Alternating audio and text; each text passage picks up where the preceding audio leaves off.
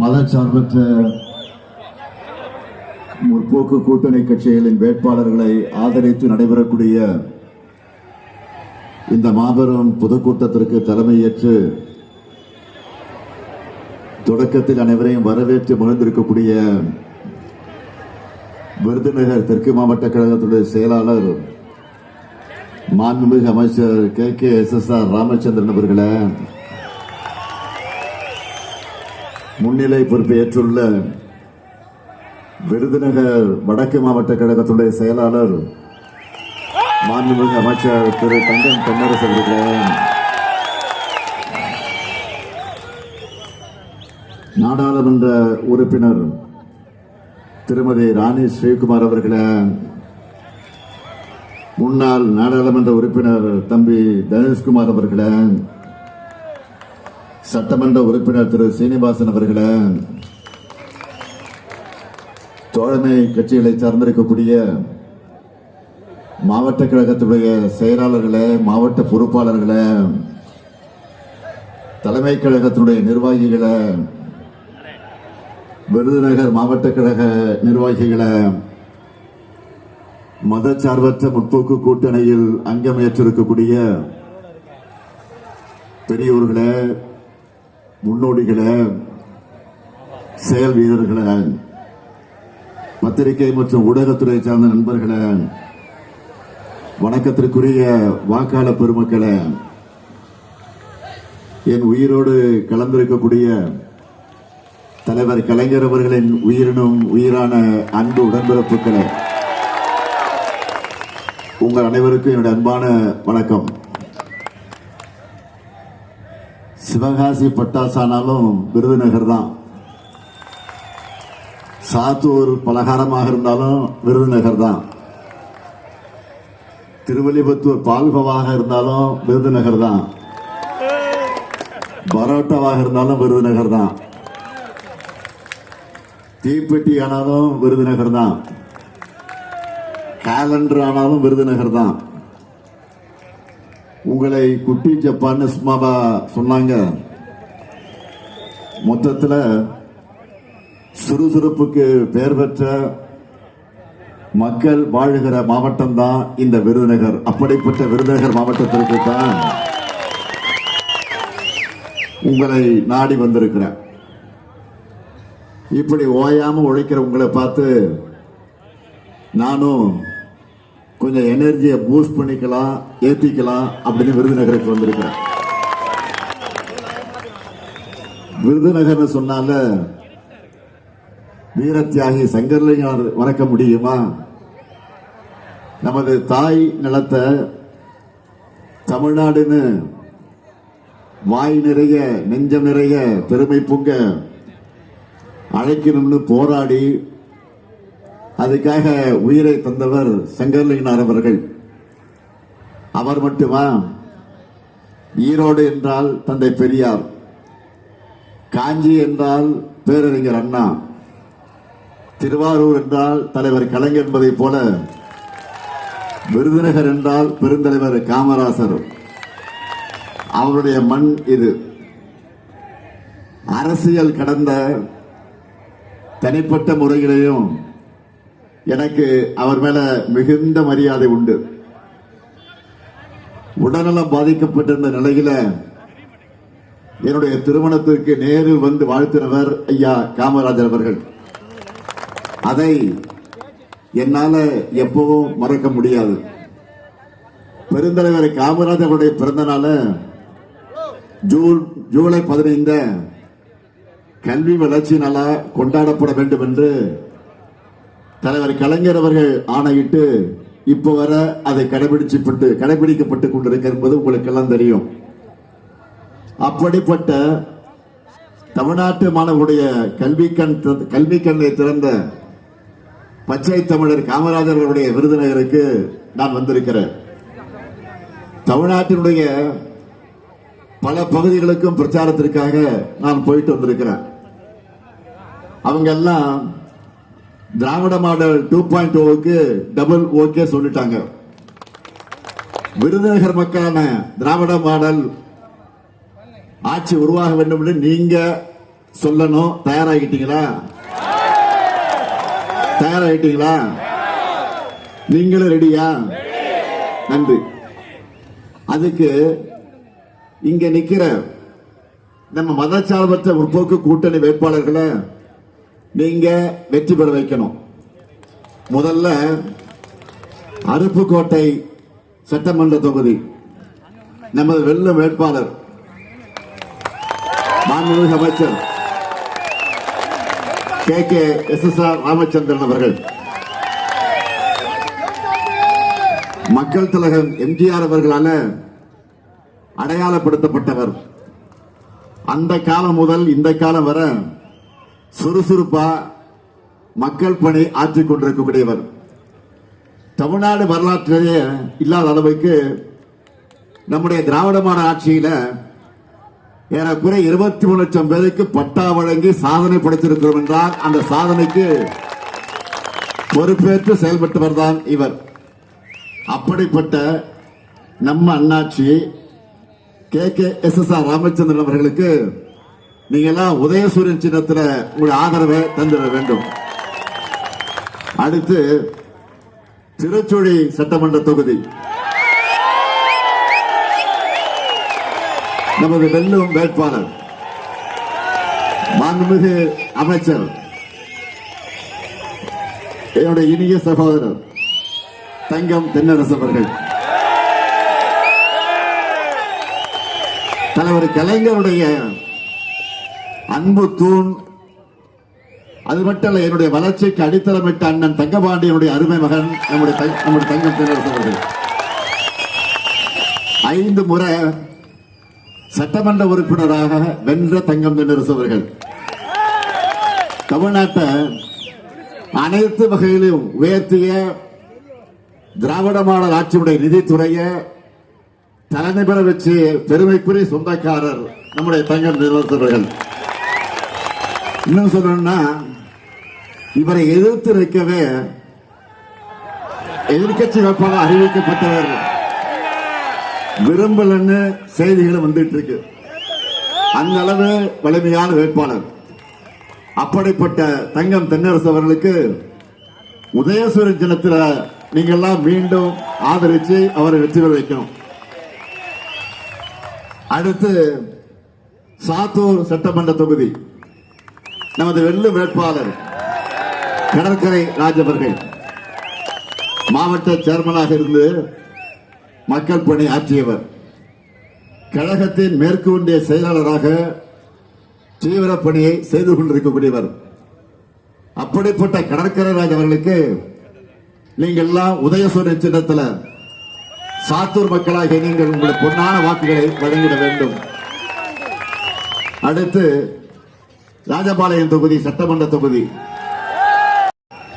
2 முறை ராஜபாளையம் சட்டமன்ற உறுப்பினராக வெற்றி பெற்று உங்களுக்கு நன்றாக அறிமுகமானவர். தொகுதி மக்களுக்காக பல்வேறு சமூக சேவை பணிகளையும் ஆற்றி வரக்கூடியவர். ராஜபாளையம் மக்கள் விரும்பக்கூடிய தங்கபாண்டியனுக்கு நீங்கள் எல்லாம் உதயசூரியன் சின்னத்தில் உங்கள் பொன்னான வாக்குகளை அளிக்க வேண்டும். அடுத்து விருதுநகர் சட்டமன்ற தொகுதி நமது கூட்டணி தோழமையான தேசிய முற்போக்கு திராவிட கழகத்தை சார்ந்த என்னுடைய அன்பு தம்பி விஜய பிரபாகரன் அவர்கள்,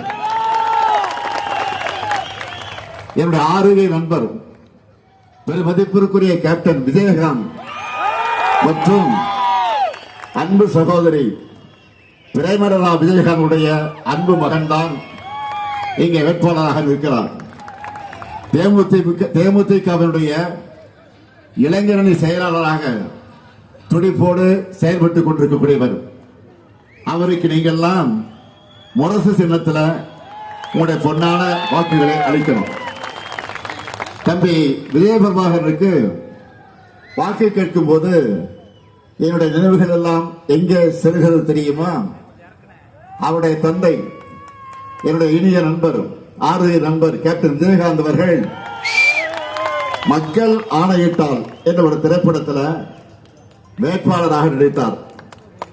அதில் நான் கௌரவ வேடமாக ஒரு பாட்டு பாடி அதில் வருவேன். அது எதற்காக என்று சொன்னால் வேட்பாளராக நிற்கக்கூடிய விஜயகாந்த் ஆதரிச்சு நான் பாடுகிற பாட்டு. அந்த பாட்டு கூட என்னுடைய மனசுல ஆழமா இருக்கு. கலைஞர் எழுதிய பாட்டு தான். ஆற அமர கொஞ்சம் யோசிச்சு பாரு, அடுத்த வரும் தலைமுறைய சிந்திச்சு பாரு, ஏற இறங்க இப்படின்னு பாட்டு வரும். அப்படி இவருடைய அப்பாவுக்கு ஓட்டு கேட்டு திரைப்படத்தில் நடிச்சார். இன்று அவருடைய அருமை மகனுக்கு முதலமைச்சரா இன்றைக்கு நேரடியாக வாக்கு கேட்க வந்திருக்கிறார். ஆகவே தம்பி விஜய பிரபாகரனை பெருவாரியான வாக்கு வித்தியாசத்தில் வெற்றி பெற வைக்க வேண்டும் என்று உங்களை எல்லாம் நான் அன்போடு கேட்டுக்கிறேன். அடுத்து சிவகாசி சட்டமன்ற தொகுதி நம்முடைய அன்பு சகோதரர் ராகுல் காந்தி அவர்களால் அறிவிக்கப்பட்ட நமது வெள்ளு வேட்பாளர் காங்கிரஸ் கட்சியை சேர்ந்த அசோகன் அவர்கள் சிவகாசி நகரமன்றத்தினுடைய துணைத் தலைவராக செயல்பட்டவர். கடந்த முறை அதே தொகுதியிலே உங்களுக்காக பணியாற்றியவர். மீண்டும் அசோகனுக்கு கை சின்னத்தில் நீங்க உங்க பொன்னான வாக்குகளை அளிக்க வேண்டும்.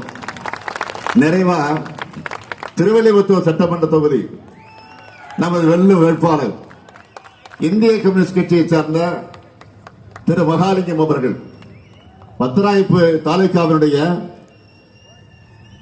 இந்திய கம்யூனிஸ்ட் கட்சியினுடைய செயலாளராக தோழர் மகாலிங்கம் அவர்கள் பணியாற்றிக் கொண்டிருக்கக்கூடியவர். இந்த வட்டாரத்து மக்களுக்காக தொடர்ந்து செயலாற்றி வரக்கூடியவர். களத்தில் தொடர்ந்து உங்களுக்காக போராடும் அவர் குரல் சட்டமன்றத்தில் ஒலிக்க தோழர் மகாலிங்கம் அவர்களுக்கு நீங்கள் எல்லாம் கதிர் அருவாள் சின்னத்தில் ஒரு பொன்னான வாக்குகளை வழங்கிட வேண்டும். உங்ககிட்ட உரிமையா உங்கள ஒருத்தனா இந்த முத்துவேல் கருணாநிதி ஸ்டாலின் இந்த 7 மதச்சார்பற்ற முற்போக்கு கூட்டணி வேட்பாளருக்கு நான் ஆதரவு கேட்கிறேன். வெற்றி உறுதியா? சத்தமா? என்ன சத்தமா? வெற்றி உறுதி ஆயிடுச்சு. எனவே வேட்பாளர்கள்லாம் உட்காரலாம். சீட்டு கொடுத்தாச்சு உங்களுக்கு, உட்கார. அது மட்டும் இல்ல, மருது சகோதரர்கள் மாதிரி 2 வெயிட்டான அமைச்சர்கள் மாவட்டத்துக்கு தந்து வளர்ச்சி பணிகளை இங்கே பல்வேறு காரியங்களை செஞ்சு தந்திருக்கிறோம் என்கிற பெருமித உணர்வோடு உங்க ஆதரவை நான் கேட்க வந்திருக்கிறேன். திராவிட மாடல் ஆட்சியினுடைய கடந்த 5 ஆண்டுகள்ல விருதுநகருக்கு செஞ்சிருக்கக்கூடிய சாதனைகளை சொன்னா நிச்சயமா சொல்ற அது ஒரு நாள் போதாது. அதனால சிலவற்றை மட்டும் நான் சொல்ல விரும்புறேன்.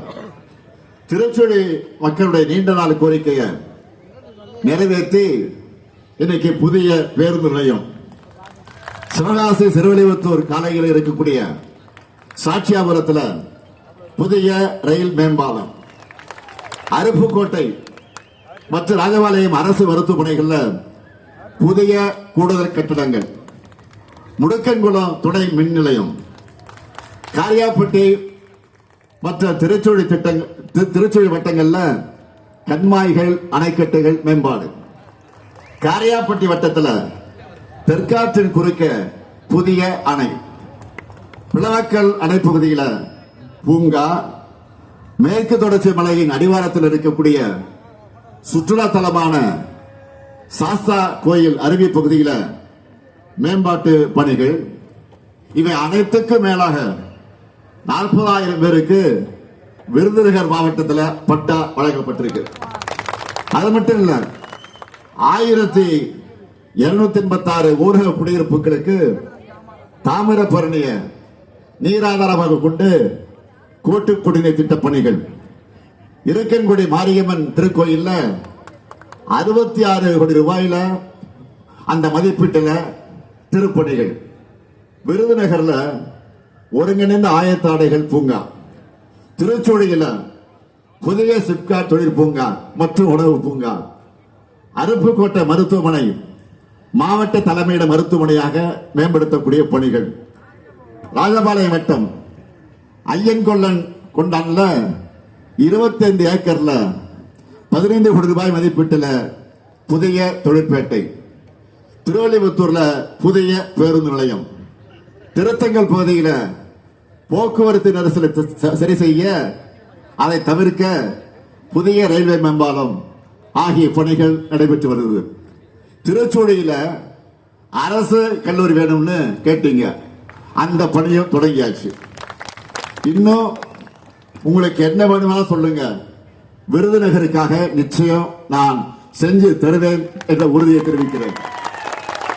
இதே போல சாதனைகளை எதையும் சொல்ல முடியாம அவதூறுகளையும் தரம் தாழ்ந்த பேச்சுக்களையும் நம்பி பரப்புரை செய்து கொண்டிருக்கிறார் யாரு? எதிர்கட்சி தலைவர் பழனிசாமி அவர்கள்.